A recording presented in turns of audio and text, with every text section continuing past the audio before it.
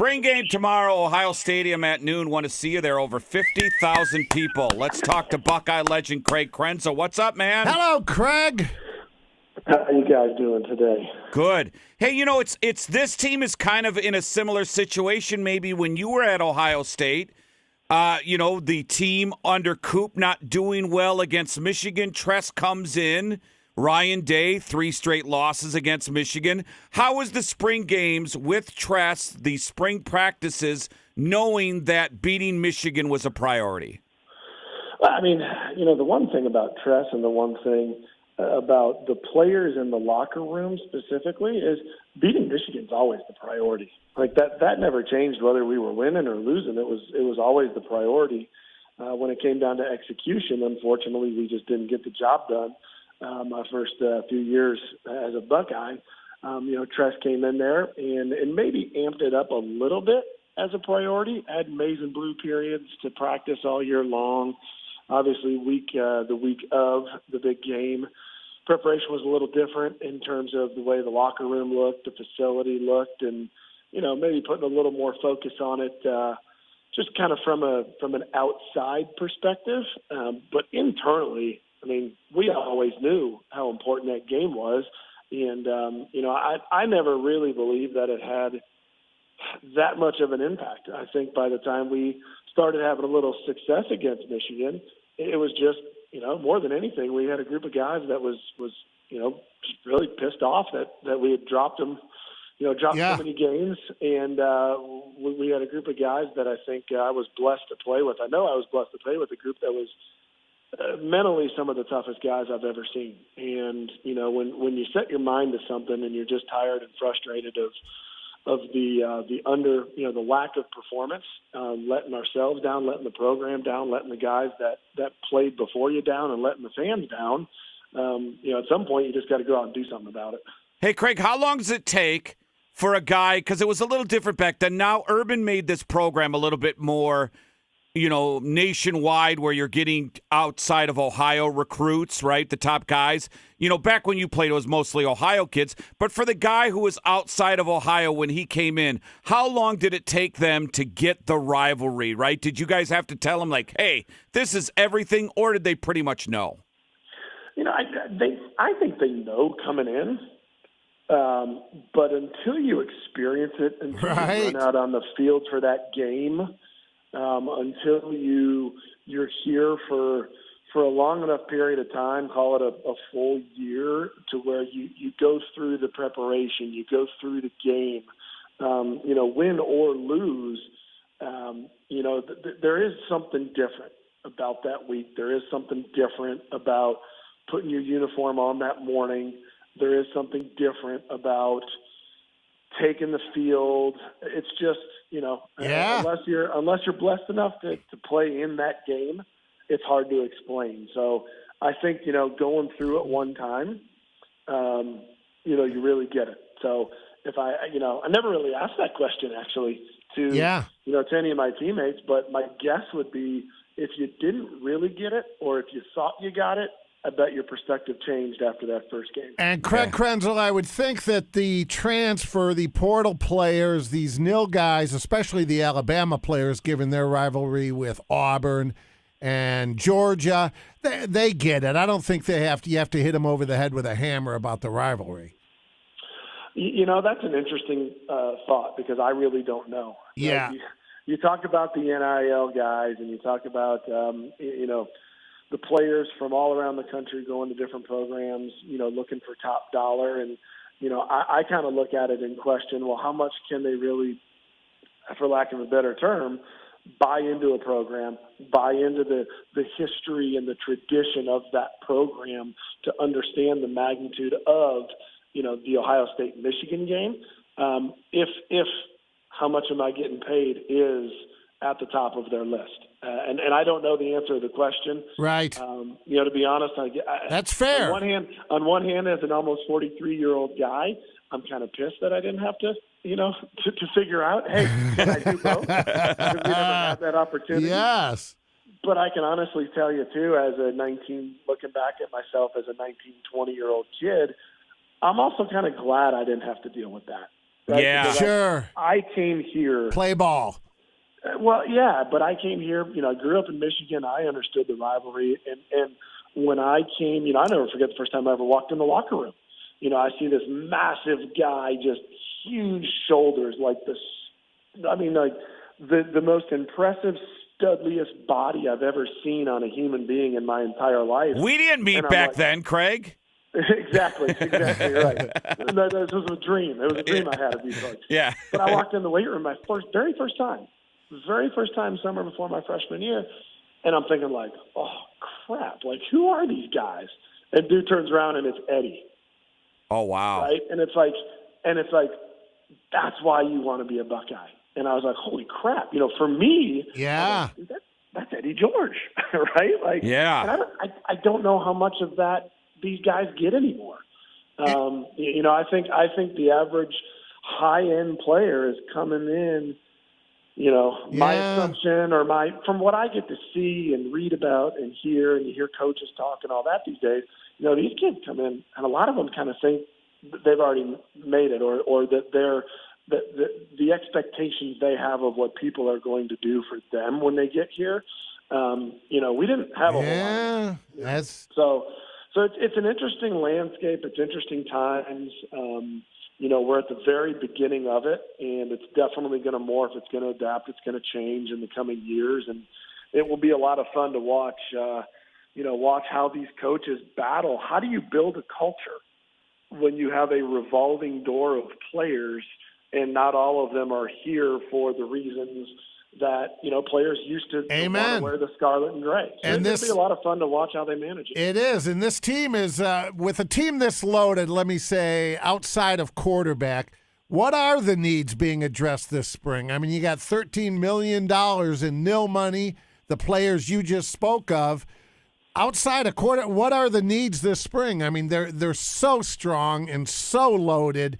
I'm curious are there any needs? Maybe there aren't. Well, I think that's the whole point, right? The point is everybody looks and says, "Oh my gosh, you got loaded player, 5-star after 5-star after 5-star. You're spending all this money. How do you not win?" Well, the answer to that is there are a lot of other programs that are doing the same thing. And at the end of the day, when things, when you look at two teams in a game that are matched up and on paper it's a relatively even matchup, which you're going to run into in the playoff, which you're going to run into in the game. You're going to run into other teams that are also have boatloads of talent. And then at that point, what wins? Preparation, coaching, but ultimately, in my opinion, culture, right? I just talked about how blessed I was to have had the opportunity to play with the group that I played with, and how mentally tough those guys were and how selfless those guys were. That in my opinion, like, we were loaded. We had some talented dudes, but we had dudes that were tired of losing. We had dudes that were going to do whatever it took to win. We had dudes that were fully bought into a culture of accountability to each other. And, how do you build that as a coach these days? I don't know the answer. Craig, that to me is the number one challenge for Ryan Day this spring. It's not about athletes and players and depth charts. It's about how do you get these guys to be selfless for each other and for a cause greater than their bank account, greater than their NFL It's a great career. point. Yeah. So that to me, I mean, heck, that's why Nick Saban said, "I'm done with this." Let's be honest. Yeah. It wasn't like he was not as good of a recruiter. It wasn't like he was, losing his edge as an organizer and a motivator. He just didn't want to have to deal with the attitude and the expectation of an 18, 19, 20-year-old kid coming in saying, well, what are you going to do for me? Well, Craig, that's why I was going to ask you. It's Craig Krenzel's with us. So I was talking to a player who played under Urban, and we were having a happy hour. I said, what would Urban think of the NIL and the transfer portal? He goes, he would absolutely hate it. I go, yeah. He goes, oh, it would drive him insane. He would hate it 100%. And he's, I know he knows Urban about as good as anyone. Just guessing.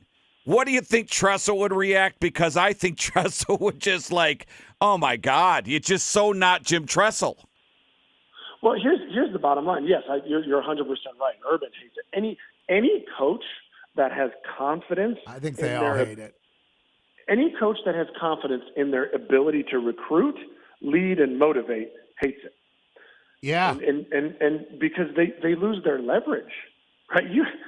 You take kids these days, and I've actually been. It's interesting because my oldest son is a senior in high school, and I got all the way down to an 11-year-old fifth grader, and I do a lot of research and a lot of reading on their generation and how these kids are being taught, how they're being handled, how they're being treated by the outside world, and in my opinion, there is no question that this generation of player is not the same person that my generation of player and recruit and teammate was. And as a coach, you have to be able to be hard. You have to be able to be tough. You have to be able to be demanding and have expectations.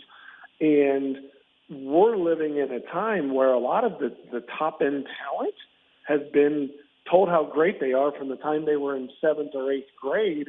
And when somebody tells them something that they need to hear, even though it's contrary to what they want to hear, they don't know how to handle it. They want to pack up their bags and they want to leave to somewhere else where they're going to be told how great they are. That's well put, because if you think about it, Craig, even the term 5-star is rather antiquated at this point, because when that is relevant is when it's a player from high school. He's a 5-star recruit, and that kid comes in as a freshman. He's your 5-star guy. You take that same 5-star guy, put him on a major program for 2, even 3 years, Alabama, let's say, and then he comes here. He's more than a 5-star. Now you really got an ego and an all-star. A 5-star doesn't even fit the description of a guy that's a 2 or 3 year transfer that comes here. Yeah, there's no question. I mean, that's a great point. The elevation of their expectation in the term of like, hey, what are you going to do for me? Yes. How does a coach build a culture where you get out of every player, what are you going to do for the team? What are you going to do for your teammates? What are you going to do, for the program? What are you going to do to uphold the tradition and the legacy that is that scarlet and gray jersey and helmet and uniform that has so much history and tradition behind it? What are you going to do to leave this place a better place? When you look at that case, it's nothing. Right. Yeah. What are you going to do to pay me? Maybe that era's gone. Yeah, I tell you what, though, my kid, Craig, is a junior and plays for Canal, and they had their best season ever. Their coach, Keener, is old school and makes them bust ass. I absolutely love it because he is a demanding guy and makes them work. And you're right. Some kids like it. My kid will go through a wall for him, but every kid's different. But I like that there's still a few old school guys out there in high school coaching. Yeah, and those are the guys that if they're able to continue to preach their methods and push the way they do things, as long as they do it the right way, because there's a right way and a wrong way to do it, they're going to be the ones that have success. And at the end of the day, Torg, you just said your kid loves it. I know my kids, thrive on that kind of coaching and leadership as well. But at the end of the day, even the kids that don't like it, actually, I would argue the kids that don't like it need it even more.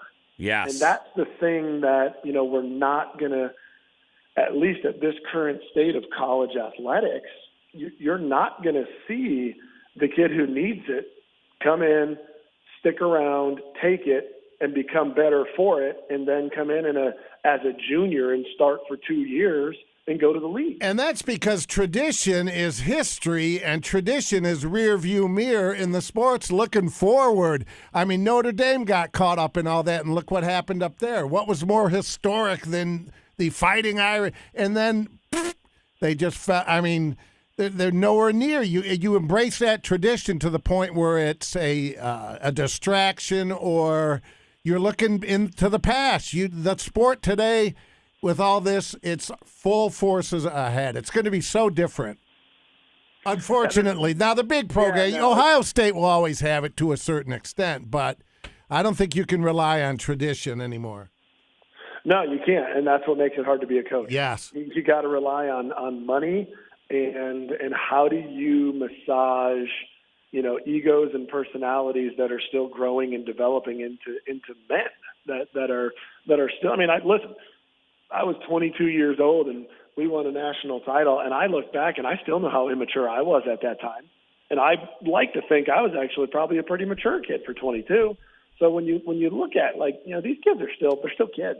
Torg and I still immature. We're still immature, Craig. Yeah, Absolutely. I just try to remind fans all the time. These are 19-year-old, 20, 21-year-old young adults. They're not men. They're not, used to be able to say they're not getting paid. They're not, so even now that they're getting paid, they're still a 20-year-old kid. And I know, I'll call them a kid because they are. And I know at 20, I was still a kid. You going to I was a kid. You going to the game Saturday, tomorrow? I will not. We got some baseball stuff with my kids tomorrow. It's full-fledged baseball, softball season, so I will not be able to make it to the game tomorrow. But I will be tuning in, when I can, kind of peeking at the phone and trying to see what's going on. Hey, well, we appreciate the time, man. Great conversation, Craig. Appreciate it. Yep, no, it's always great to celebrate how old we are about the new generation, right? Absolutely. Thanks, man. All right, talk to you guys soon.